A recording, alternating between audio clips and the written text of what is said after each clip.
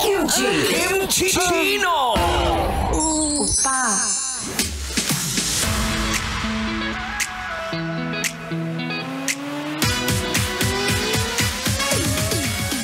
Hoy, isang sigaw muna sa mga madaling makuha sa matatamis na salita dyan. Oo, ikaw, parang ikaw, di ba? Marupok at talaga nga namang ang daling paniwalain gamit ang madudulas na dila.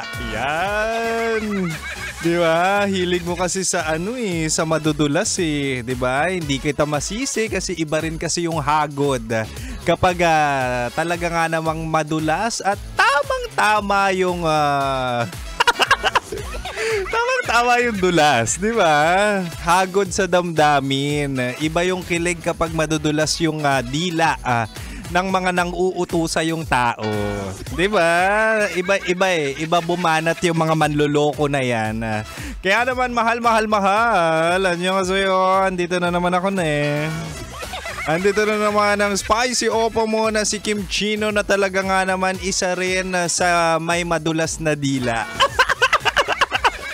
Hindi, kasi ako'y communication major. Kaya kaya kong gumamit ng aking dila sa kanyang maximum potential at talaga nga naman ikaw ay makikiliti.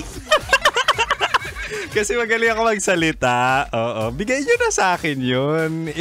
Pero yung ibang bagay na kung saan gamit ang dila ay baka sa ibang tao na yan. Anyway, mahal, ako pa rin to ang spicy opa mo at talaga nga naman makakasama mo ako 6-9 tayo, baliktaran tayo kasi nga 6 to 9 PM tayo magdidilaan. Gamit ang dila para magsalita at talaga nga naman magkwentuhan.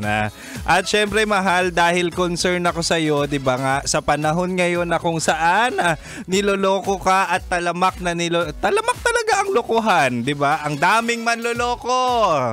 Ang daming maling tao na hindi lang sa pag-ibig pati na rin sa gobyerno. 'Di ba? Parang pinapaikot tayo ng mga tao sa paligid.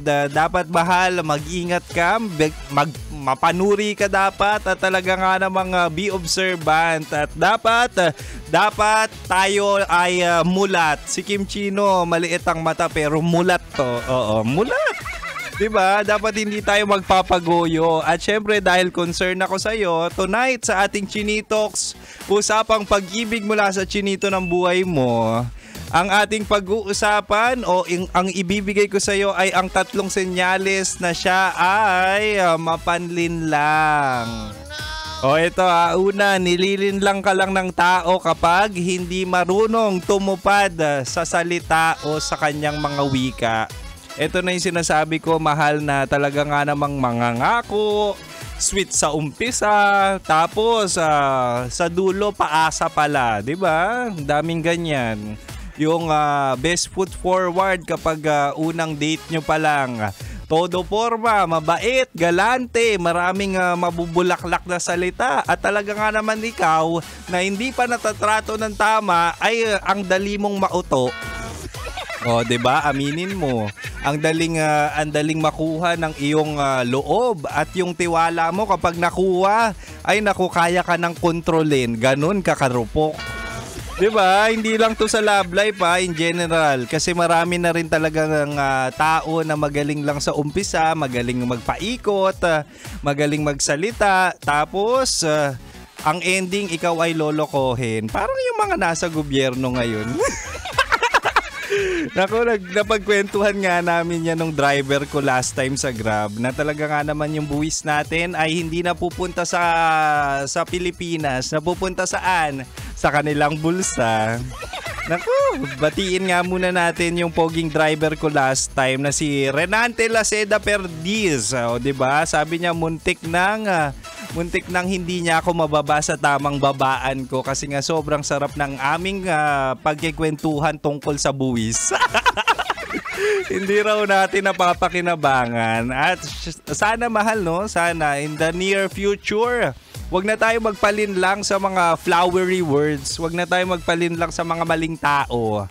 Huwag na tayo magpalinlang sa magagaling lang sa umpisa. Lahat yan sa pag-ibig at sa gobyerno. Anyway, mahal.